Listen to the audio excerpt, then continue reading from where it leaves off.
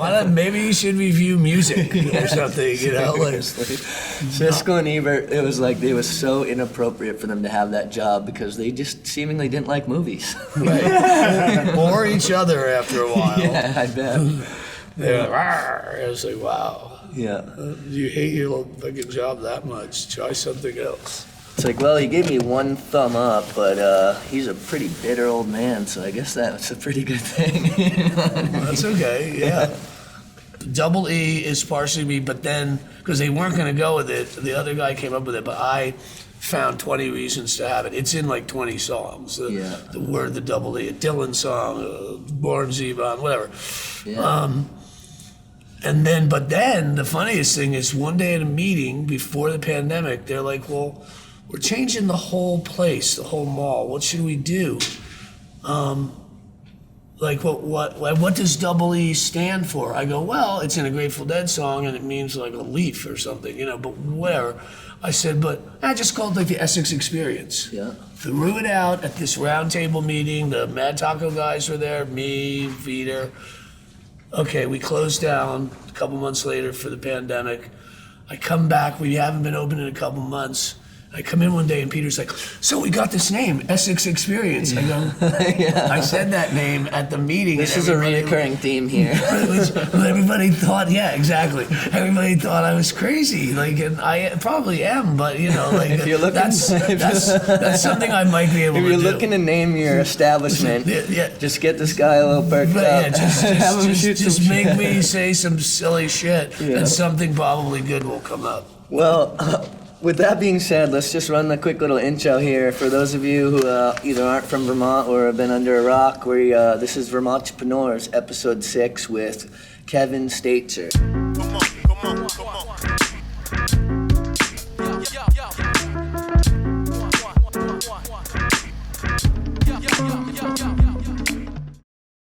It's a pleasure to have you over here, my man. Yes, Nice to see you. absolutely. And we go way back. So I remember I was 15, Higher Ground Winooski had just opened, and there was a hip-hop show. And of course, you couldn't go as an underage kid, and I went over and I said, I want to talk to the owner. So you came out, you're like, what's up? I'm like, I should be able to go to the show. I'm like, I love music, I don't drink, you can put X's on my hands. I'm like, oh, these are all valid points, all right. And you said, I'll give you one chance, but if you mess up, you're never coming in again. And did I? No, you kept going. You became part of the list, Yeah. and that It's like which me, I thought, Todd. Todd, David and Todd, Budnick. I was trying to hire at because he worked at Juniors. No. Marcos. And I was trying to get him to be able to work our kitchen because we really needed somebody, but he was like 15 too, I think, at Yeah. the time. And the only way I felt I could get it was if he was allowed in there. And I'm like, and so, you know, it took a little pushing around with liquor control, but they eventually went for that we could have it if people were working. And then it became like, well, wait, what does that person do? Oh, they put up posters. Well, yeah, that was my next thing. That's what, you know, so then when I was 16, I started helping, you know, little stuff like that. Putting up that really posters or the helped coat us. check or, you know, just Absolutely. whatever. So Yeah. So that was super helpful. I had always wanted it to be all ages, and so did Alex. But I understand the liability side of it, and you know, I obviously was really into the music. I mean, you know, soon after that, I started playing there and all that. So it's, you know, I was the about liquor side music. of it for them. course. I don't think they cared that kids wanted to go, and then we started really being able to have like 18 plus shows. So that it was 21 plus, 18, and then there weren't even too many of them after a while. Yeah. But yeah, that's a long time ago. That's the very beginning of the old Higher Ground. Yeah. So let's go back a little bit. Where was Kevin? You know, day one. I went to Rutgers. Yeah. That was, I'd say that I would probably start there because a lot of my college friends, who I'm still friends with today, and they'll often come up and see what Higher Ground was, or the Double E, or other places that I've been at. And they're like, oh, this is kind of like what you did in college. I'm like, what are you talking about? They're like, well, you used to throw parties, and people came, and Why now am I they not come surprised? and they buy tickets, you know? And yeah, they're like, this is perfect for you. It's a little more above ground now. Right, exactly. Yeah, and we don't have to hide them or make them underground shows. So yeah, so that's it. Kind of started at college and had some good parties, and then I had always wanted to do it. I was getting ready to go to law school, and I came up to Stowe. My parents had moved there when I was at my last year at Rutgers, and I came up to visit. And I'm like, what am I moving back to New Jersey for? I grew up there, I loved it and everything, but Stowe looked really nice. It Time was for a something cool different. ski town in the winter. I got 3 jobs the first day. They were, I started bartending and did that for a while. But it seemed like I always wanted to work at places with music, and started doing that. And then eventually, when I moved to California, and I did some stuff out there that had really, was music oriented at the clubs. What part of California were you in? They used to call it the Devil's Triangle: Huntington, Newport, Costa Mesa. Oh yeah. So it know was that wasn't really LA, wasn't really the Hollywood scene. A lot of surfers, a lot of a big, nice surf scene, and a really good music scene. I mean, that's where skateboarding basically was A born. lot of definitely the skaters galore. Yeah, that was this is probably the second biggest thing, and everybody seemed to have one. Yeah. So that was good. We had a place called the Golden Bear, which was like the Chili Peppers were playing there as a house band at one point. Wow. It seemed like they were there all the time. This is in the early mid '80s, and but back in the day, Hendrix had played at that same place, so it had been there for a long time. And He's my number one. If I could see anybody, dead or alive, yeah, he's my number I one. think a lot of us say that. Yeah. And he's one person I saw a lot of really good people, but I regret not seeing him. But I really liked the idea of that. And then I had lived in Asbury Park in the late 70s, and or actually the mid 70s, 74, 75, when Bruce Springsteen had happened. And so I had missed Haight-Ashbury and that kind of thing. Asbury Park became a really big thing outside of New York as far as music. And it was a seaside town. There's people. It was like the hippie movement. God, when I first moved there, just hippies all over the boardwalk every night. And then the place I was telling you about, there was a place called the Convention Hall, and every major act that was playing in New York, the Rolling Stones, Jefferson Airplane, and then Elton John when he still wore jeans and a t-shirt, and just everyone was playing at that place, and all the hippies would be there. And I worked at a donut shop on the boardwalk, and the police used to come in, and I think they knew what was up. They'd be like, oh, look what we got off of some hippie kid today, and they'd show me a bag of pot, and they'd go, we're just going to throw this out. I'm like, oh yeah, no problem. Yeah, there's a dumpster right over I here. would take it home with me. I'm like, great, that's it. And they go, hey, you want to get in the show tonight? And they would just take me right in, put me right up near the front, and I saw a lot of good shows that way. I saw a show with Jethro Tull once, and the opening band was Yes. Oh, sweet. And nobody, they totally unheard of, stuff like that. It was when Yes was still going by Maybe. Yeah, really. They're not sure, But so that really started my interest, and then started working in places with music. Then I moved to the Virgin Islands, and Yeah, you were Tortola, is that where it was? yes, I Yeah. moved to Tortola, and I had been living in Burlington and Stowe for a little while after California, and I started bringing bands from Burlington. Zero Gravity was one of them. These were all pretty much 90s bands that played at Nectar's, Jalapeno Brothers, a couple other people. So you already had been working in the industry a little bit? Yeah, I'd been Yeah. working at bars where Yeah. they were playing at in Stowe or some in Burlington. And what made you choose to go down to the Virgin Islands besides that it's absolutely beautiful? It was absolutely beautiful. And I didn't want to. I'm trying to think what it was. Winter started. Yeah, up and I all think that. I went on a vacation, And then I met some people on the vacation that managed a place, and they said, hey, we could use some help down here, especially in the winter. And I had a boss on Church Street at the time, and I said, would you mind if I left 3 or 4 months in the winter? He goes, no, we're dead. Like, you know, it was always busy in the summer. We had an outdoor, it was Queen City Tavern then, now it's Church Street Tavern. But we had the biggest tent outside, and he really needed help. And we had, it was called the place on the dock.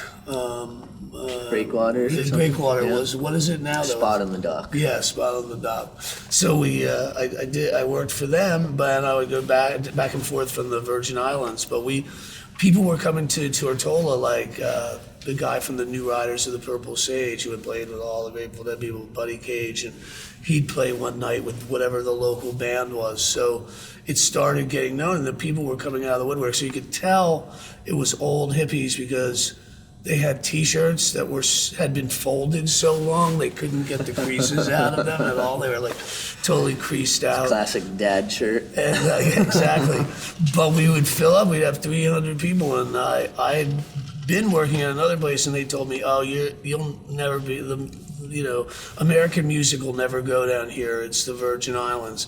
And we used to watch that place turn its lights off at night, and our place would be like, yeah, like people would be just screaming. And I saw the controller of that company.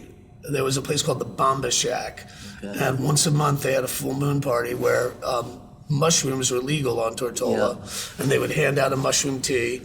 And I saw him, and he was pretty buzzed, and he's like, so you really kicked our ass this season. And I'm like, you know what? You kicked your own ass. I go, I said, let's do some bands and some other stuff, and you said I was a crazy American. You were the one not trying to build, man. Right. I said, and I may be a crazy American, but it seems that there seem to be a few other ones around, you know. So, and then came back here, and every year I would say, did they open? So Hunt's was a place, and that's really how the Burlington thing got started.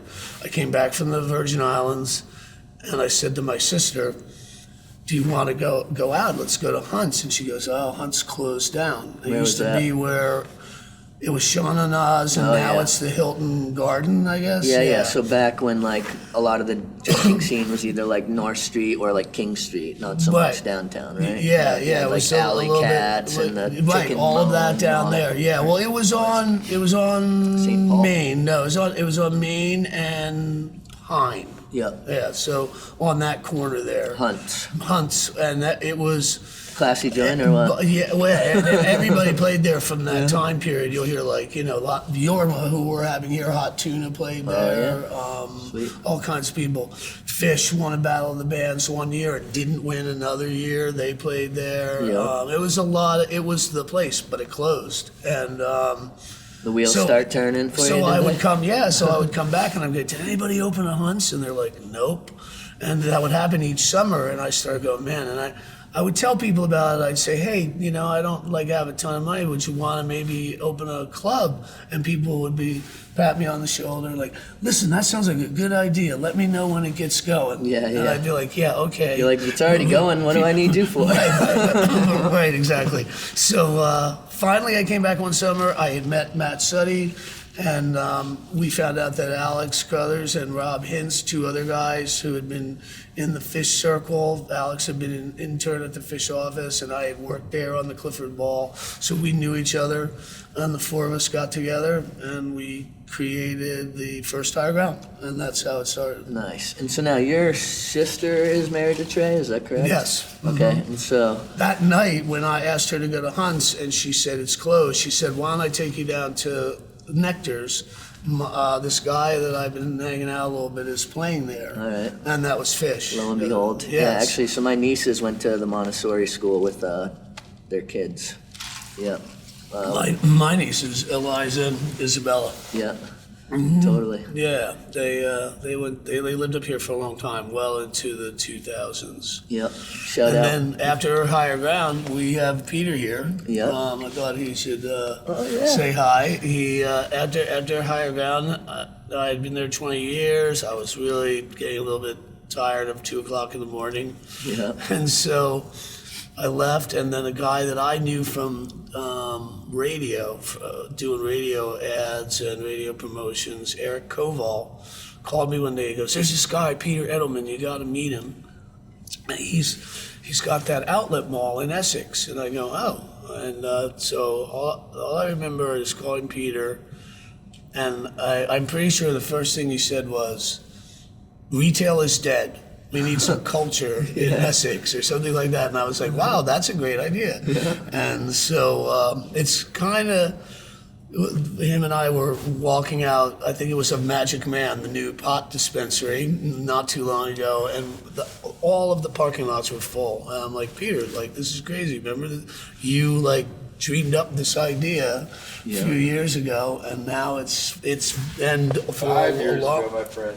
What's that?" It's been 5 years. 5 Yes. years. 5 years ago, he says. Yeah. Well, it's kind of funny the way that I ended up becoming even involved over here too, is because I'm wearing the iHomie shirt, so we did the it was my 4th skate video, and, Yeah, we had the premiere here. Yep. And so the next week I get a call, and it's Sean Mesha, shout out the producer, his partner Angie, who runs the Tipsy Pickle. They were doing the food. I forget what.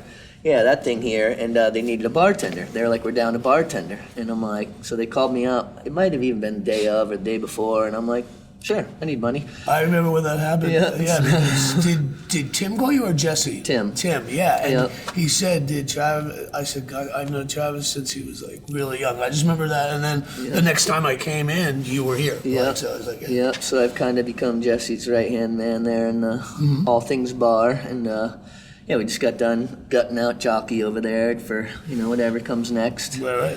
So I'm No, and I'm not really- limited to slinging drinks. I can sling a hammer if need be. But the whole idea, really, the Double E was almost ahead of its time here because we were the first thing that Peter really did here, and we had some pretty good things going until the pandemic. Yeah.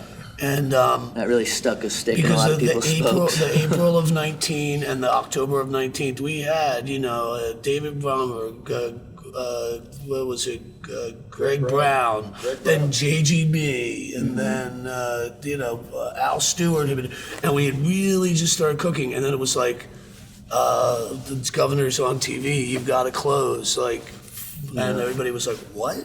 We were really kind of just getting it, and that was, I think, a couple of things happened during that time though. We could only do Outdoor, takeout food. yeah. And one night we were standing outside on the patio and we looked over at the green and Peter's like, I said, "Could we have music there?" And he was like, "Yeah, what?" And so we started doing, but the first ones we had out there were like, it was like a science fiction movie. We had the little pods where you had to like put people, and they were 6 feet apart, and you had to go in one Everyone's aisle in and bubble out wrap. the other. Yeah. People have like masks. People were masked up, and oh my god! But that was the first summer, and we found people really liked it out there, and then that has started to become its own arm of the business that was basically. The town green is now like Yeah, the town we're taking meeting over. place, We're taking over, and some big things in the works too. Yeah, but And, just people all, love. all the things he brought up though. There's an art gallery. There's coffee. Like all the things that are non-retail are happening in all of these buildings now. Totally. So it's pretty cool. Yeah, totally. And people love the trucks and tunes that we do in the summertime, which is cool. All the different food trucks that come out, and you got the putt-putt and the bouncy house for the kids and all that. So, Yeah. So that's really cool. I just want to go back a little bit here Sure. and talk a little bit about, so your Higher Ground Winooski closed, what, 2002 or something like that? April 20-something, 2004. Oh, 4, okay.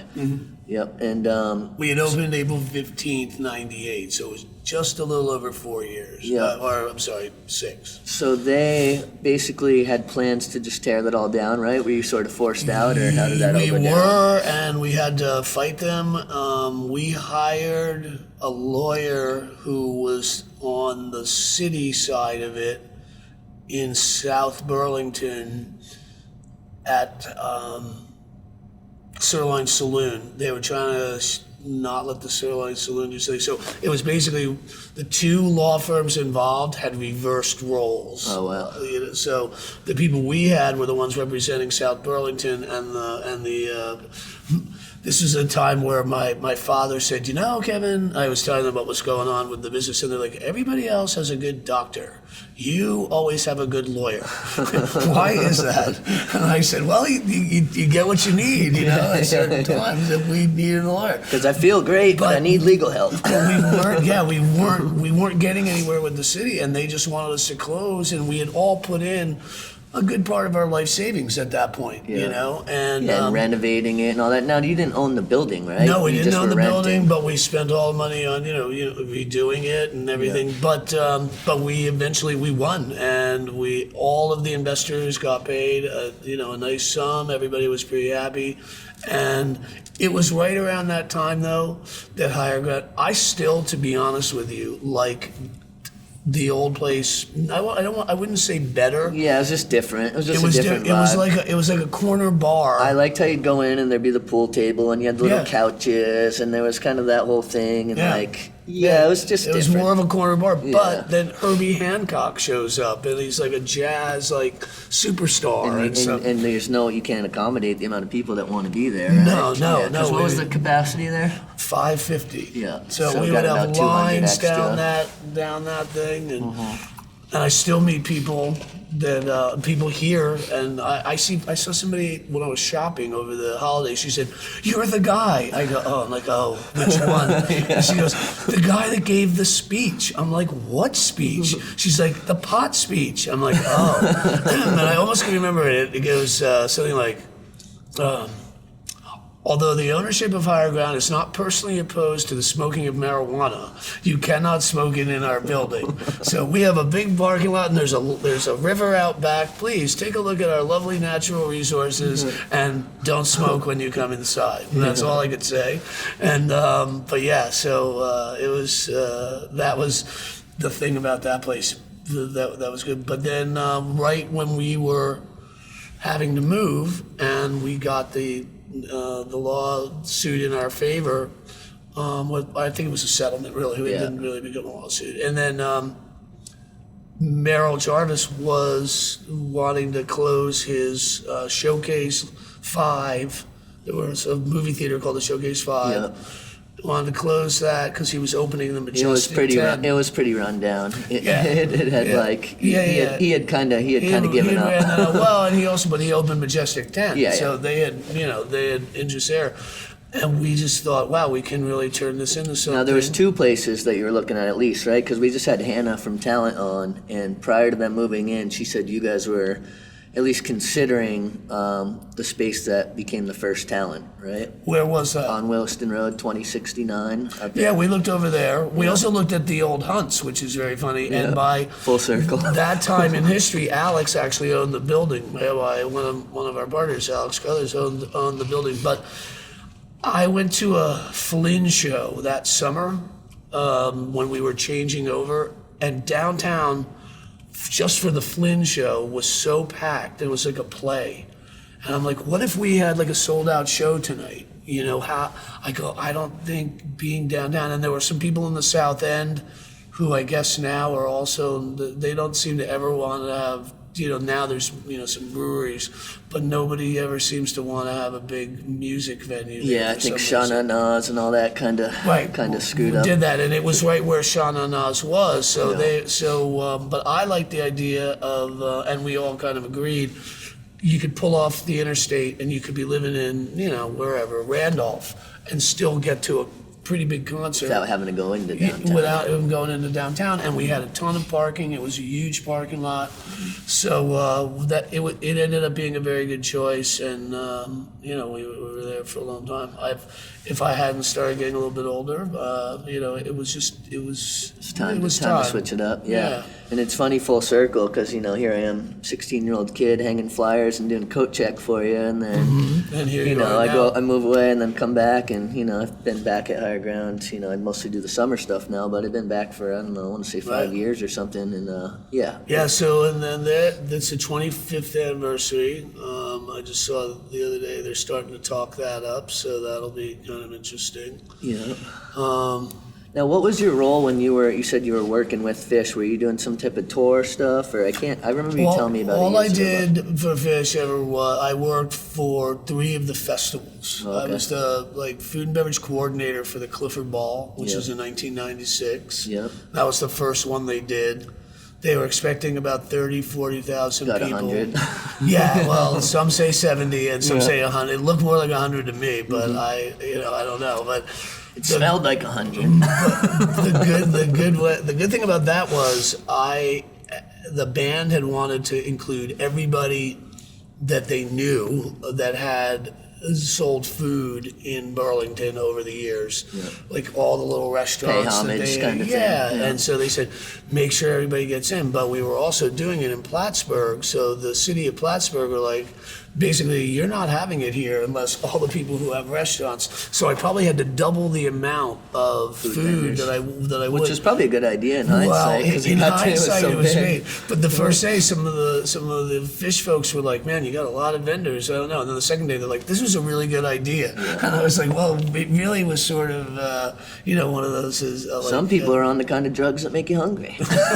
Right. Some were, but oh my God, that was so big. We had Ben and Jerry's had just started selling bars, and the guy that I had worked with at the original Higher Ground doing a lot of Ben and Jerry's stuff brought over like a truck full of the Heath Bar Crunch bars, Okay. and we were just kind of like throwing them out in the parking lot on one night, and Fish came out and it played on the back of a. I remember, because I grew up flatbed going to truck. festivals with my family, I was going to Dead and Further and all that stuff, and I remember when Fish was just playing in the lot at there, like before they were even Right. the act. Right, And, right. Yeah, they And did my that. first actual Fish show was the Lemon Wheel in way up there in Maine. Right. It was my 15th birthday, so it was Okay. August 14th, 98.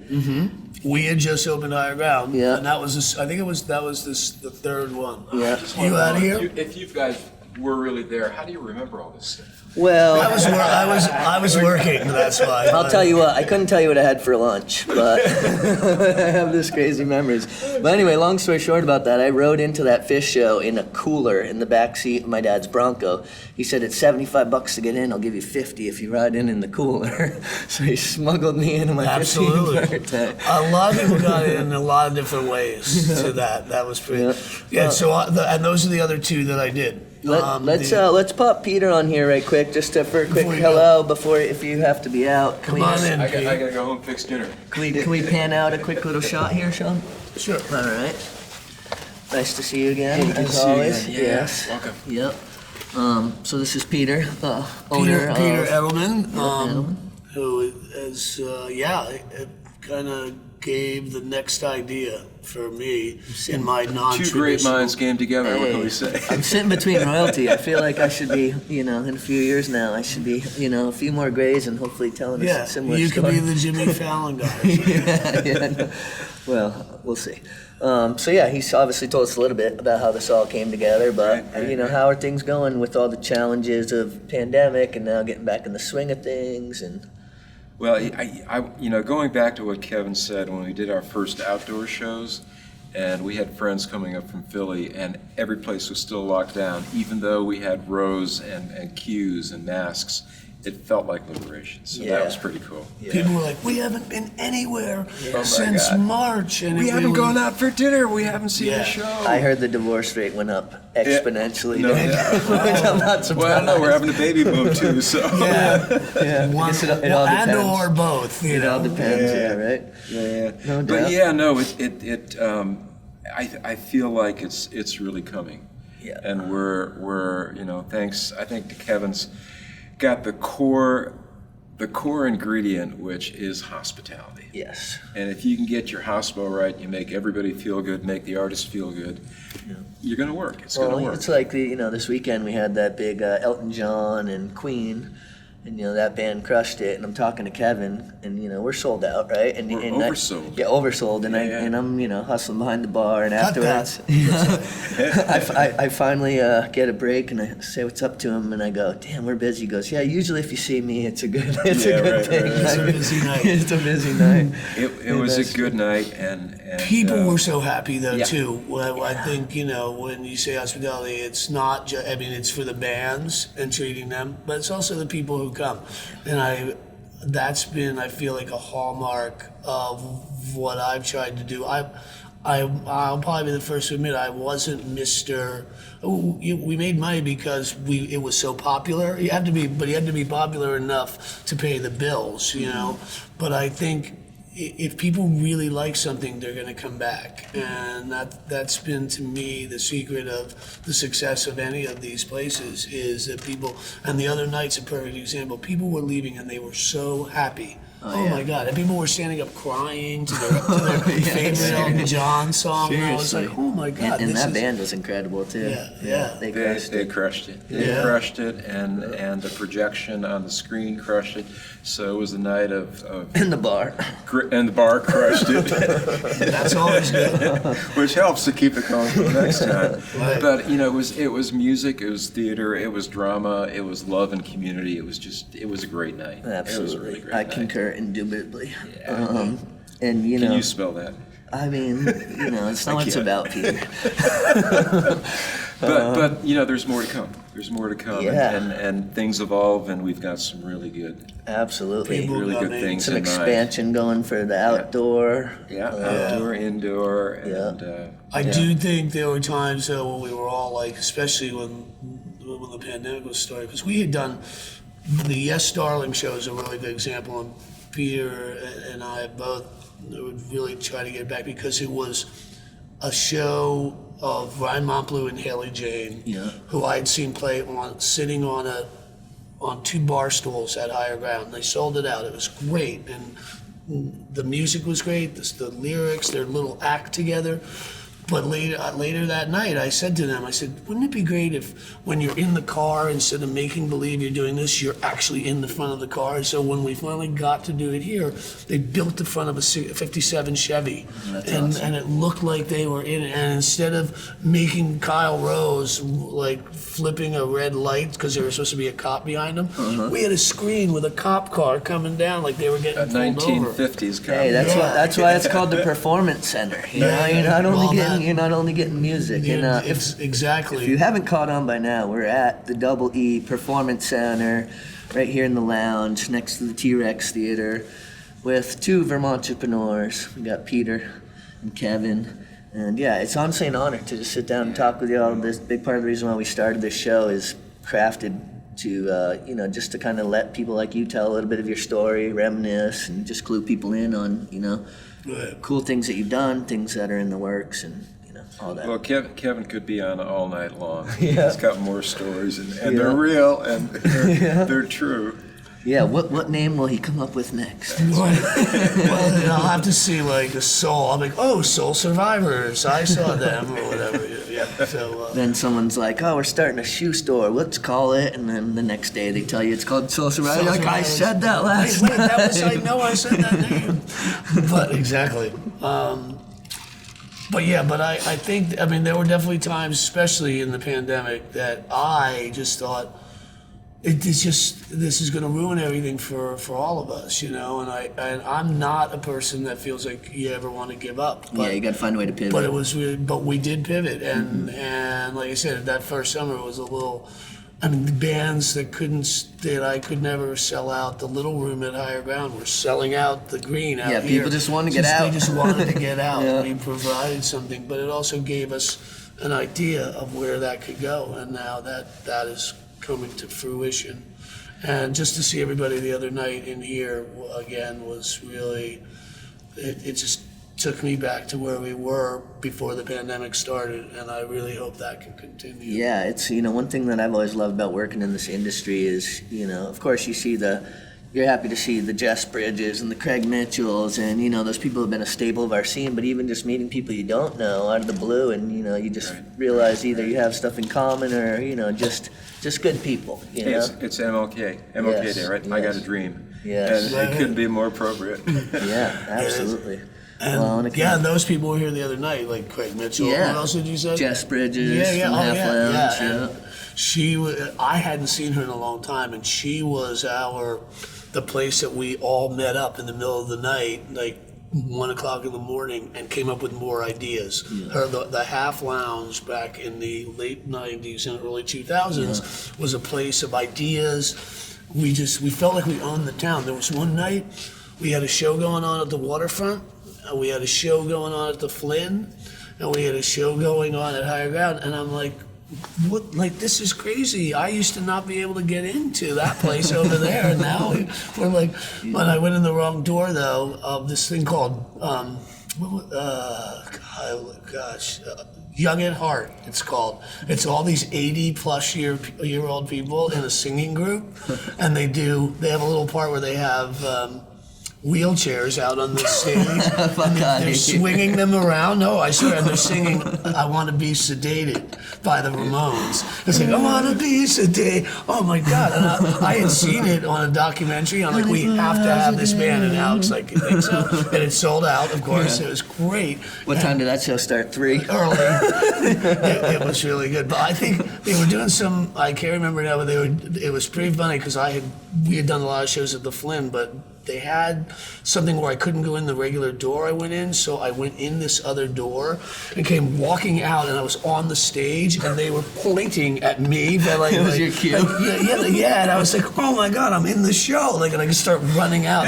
What do I do? What do I do? It's like, good thing I know the Ramones. Right, exactly. Yeah, I could have sang that. Yeah, that's true. Oh, sure enough. Oh, that's hilarious. But there's fun to be had. I think that's another thing too. There's the business part. Obviously keeps it going, but if it's fun for the people who come and it's fun for the people who work there, that's been a big part of it. Totally. A part of that hospitality feeling, I think. Yeah, there's worse ways to make a living, huh? Oh, yeah. I could have been a lawyer. There's few better. We do have a secret weapon here too, though. I mean, and it's in Purple Sage, and it's a salt cave. And so when we first got together, it puts you in a different place. You're in the salt cave. The salt cave. I've been here a year. How come I'm just You learning didn't know about that? this? You gotta try. So it's right literally, next door. it puts you in a different frame of mind. And Kevin and I went in there with a few people, and we just talked about ideas. Like what I was saying about the Half Lounge being the place of ideas. When we started this, we would go over there, and all of a sudden we'd come out, and Eric would say like, hey, like one of his what about this? And we'd be like, wow, that's a great idea. And he didn't have that idea before he was in the salt cave. He got salty. He gets salty. Man. The good kind of salty. Yeah. So, That kosher. Yeah. but the more. Well, we're going to have another session coming up with Craig. He wants to go on Monday, so Okay. mark your calendar. I was in there, John Fusco, and Yes. Sign me up if for you a haven't salt tried it, you've session. got to try it. It's Yeah. And we've done drumming, vibration, and chime therapies, and it's just. Did Ilio? Ilio did not make that. No, he did not make that one. But we got to get him back up. We have to here. drag Trey in there when he's up rehearsing or something. Absolutely. That was like right up his alley. I don't think he even knows. I think I've mentioned it, but we should do that. We He should would definitely really do like it. that. He meditates every day. You can meditate in there. Here we go. Well, I want to congratulate both of y'all on all your success. It's really inspiring. And, just the fact that you've been able to just maintain this, this aura of just being real, down-to-earth people. You know what I mean? It's like you meet a lot of people who are successful or, who have owned these establishments, and, like, they just don't value their customer or some of them, and it's a big money grab. Or our people. Yeah, Our exactly. people. Yeah. Because without good people, we Can't got do it nothing. without 'em. We got nothing. Right? Yeah, absolutely. But I was very grateful that you thought that this could make a good, topic of conversation because it's not the way everybody does everything, and that's something I liked about Peter right away. But it was something that Higher Ground was like right away, And it wasn't. We went in there and people were like, well, how did you get along with the police and the labor department? All these people, and they all knew we were trying to do the right thing, and we were fine with good that. vibes, And respect. I think Peter gets that here too, and that's really important. Sometimes if you're fighting the system, you don't win. You got to work but from if you within. don't win them, Yeah, and I you mean, learn a lot. part of the reason why I was so hyped to have you on is because Higher Ground's been such a big part of my life, and I'm still involved over there, but now also being a part over here. So it's Yeah, and it's just awesome. Like, look, we're at the movies. Right. Well, it's like- And you're still a kid. Yeah, yeah. What you said before, though, is a big difference. People are like, well, do you feel like is it different than higher ground? And in a couple of ways, it really is. First, the first thing I noticed, the first couple shows we had were a little bit older crowd, and people were coming up to me saying, my wife or husband or partner, their ankle, knee, or hip doesn't work, and we really need a seat now. We can't, and we can't really go to higher ground as much. But this is where you provide that. I go. So I started thinking, well, it's like it's because it's different, like and. An area like this, if you go to New York City, there's probably a few of these and a few higher ground types things in a 10-mile area. This is pretty much the only one around. This like is this. the only one that does this, and higher ground's the only thing really that does what it does, and then there are bigger shows outside. But now we've got this green out here. It's going to be able to do more people. Yeah. There'll be a lot. There's more people coming. We got the and Whalers they're gonna- coming, right? The rumor has it, 420, Whalers on 420, 420. so come check that out. We got Sugar Hill Gang coming, just gonna be a big one. Fun. Yeah, I mean, I won't spoil too many of them for you, but you can find everything on the website, which is Essex Experience. Yeah, and they're doing the .com. thing we did the other night for Queen and Elton John are doing the people like I feel like it almost could have been first are the Beatles and the Stones. That's in May, I believe, right? May 10th or something. May 20. 20th. May 20. Yeah. I got the zero, but So yeah, get your tickets because these big shows here do sell out because we got something special going on here. And tip your bartenders. Like, But it's come on, not- let's keep it on, Jim. right. Bring money to buy drinks and bring yourself to have a good time. Yeah, and you don't have to drink if you come through, but it's, if you do, Be responsible. yeah, absolutely. And tip well. Yeah. Tip your bartenders. Yeah. You probably heard that a lot. So I don't know if there's anyone specifically you want to give any shout outs to, thanks, or anything like that, but it seems like it could be a good time too, if you want to holler at anyone. I'd like to shout out because all of us venue owners, or most of us venue owners in the country, would not have survived COVID if it hadn't been for Pat Leahy and Peter Welch and Chuck Schumer, who got the SVOG together. SVOG was a grant process that covered every theatrical venue in the country. Without that lifeline, Yeah. many would not have survived and wouldn't be open today. Big up. Hell yeah. That's a really good thing. Yeah, because a lot of people don't realize a lot of other businesses suffered, say food places, but they could still do takeout. Yeah. You can't do takeout music, we really had to shut down, and the venues really had to shut down. And for those guys, Peter Welch, I felt like a big thing. Pat Leahy has been a strong supporter for a very, very long time, and Funny that the people who are moving the needle are from this tiny little state. Yeah, the mouse yeah. that roared. It was great. I always say to Great. people who move to Vermont, they're like, "What's up with Vermont?" I'm like, "You're, your best resource to each other, and like 6 degrees of separation really becomes 1 or 2, And so, like, people really care about each other here. Like, we have community because you're gonna see these people. You know what I mean? That's right. You don't have to be everyone's best friend, but you should probably find a way to coexist because Yeah.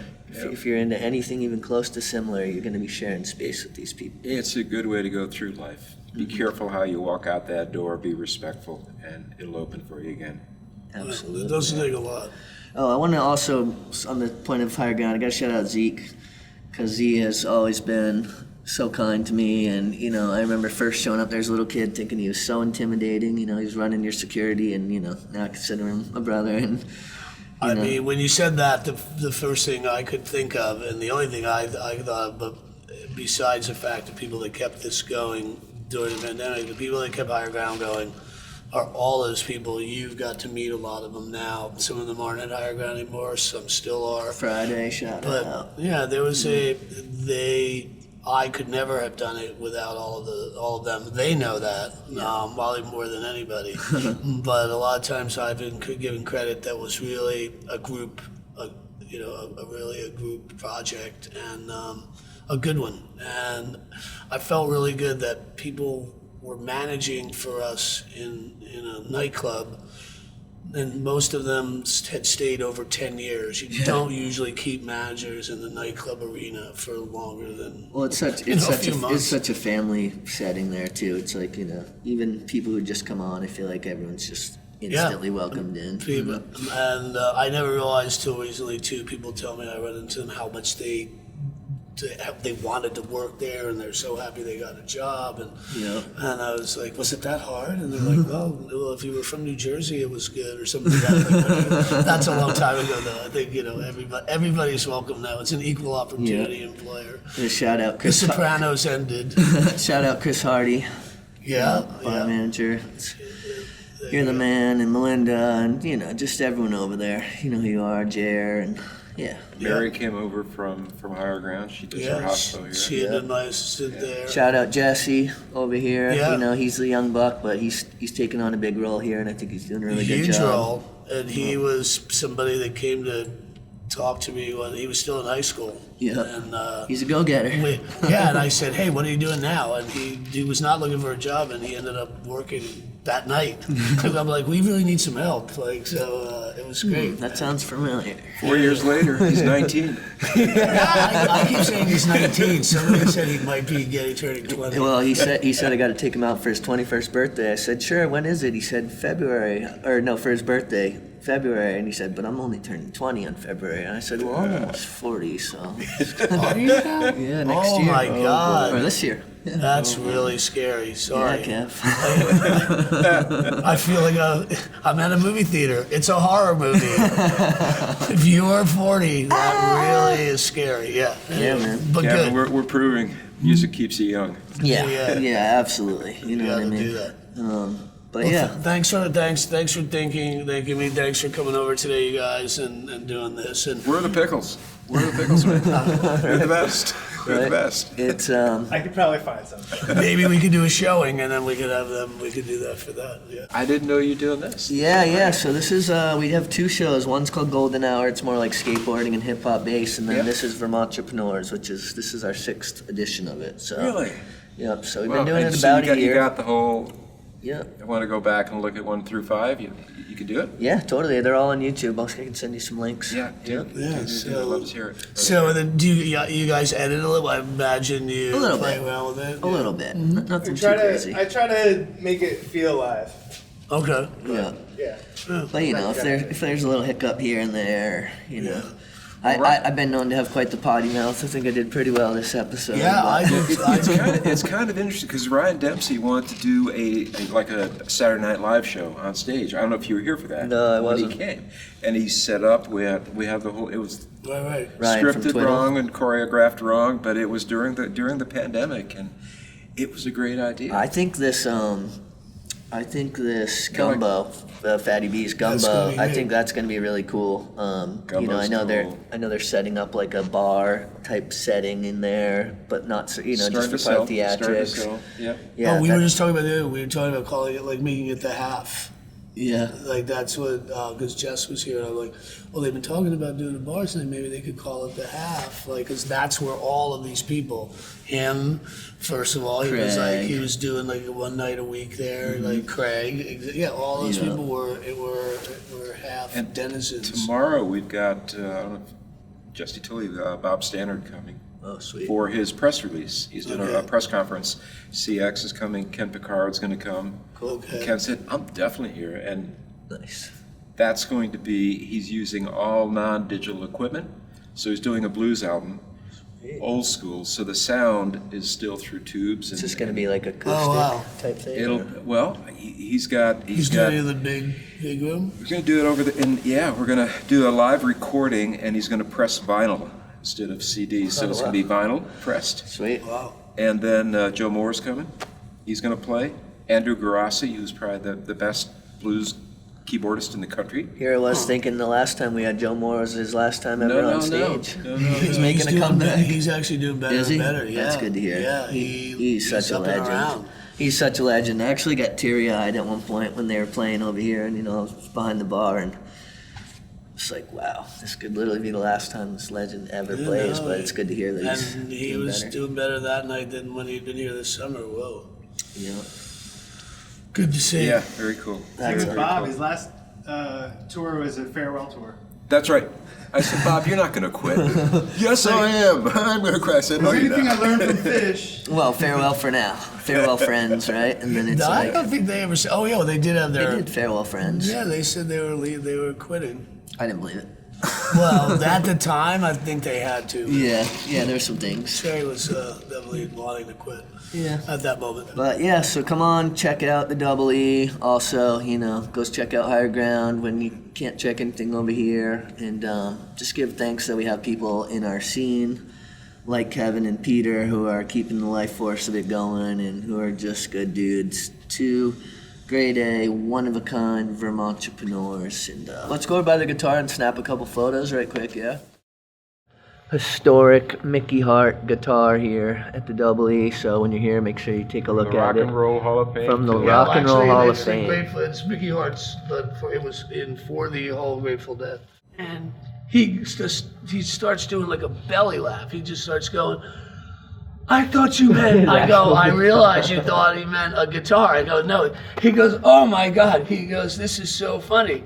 And I said, yeah. And then so he started signing it. And I was like standing where you guys are. And I said, wow, now everybody signed it. And he's right here. And he goes, everybody except Jerry. Yeah. And I went, well, yeah, And he said a very nice thing. He said, but you guys have the spirit here. And I go, what do you mean? He goes, I saw those plaques upstairs, money for the food shelf and money for the Committee on Temporary Shelter. I go, you read all those? I go, what about all the photos? He goes, I didn't look at the photos. I just looked at the plaques. That's how I can tell what a place is. I was like, wow. That's right. It was so nice. So anyway, that's my Phil story and Mickey's story on that guitar. There's a bunch of tour things that he had put on. Yeah, I'm sure there's so many hidden intertwined. Yeah, and I think some of them are. So this one's missing. I have it actually. But these are, these were on their some of their cases and stuff. Yeah, These little skull. that's so cool. I actually never really touched it, but then I was realizing it's like kind of hollow, It right? hasn't gotten trashed at all. Yeah. No, we've been very Which is lucky. amazing. Oh, I know. I was just I'm always noticing mindful. Nobody's taken Sign- that.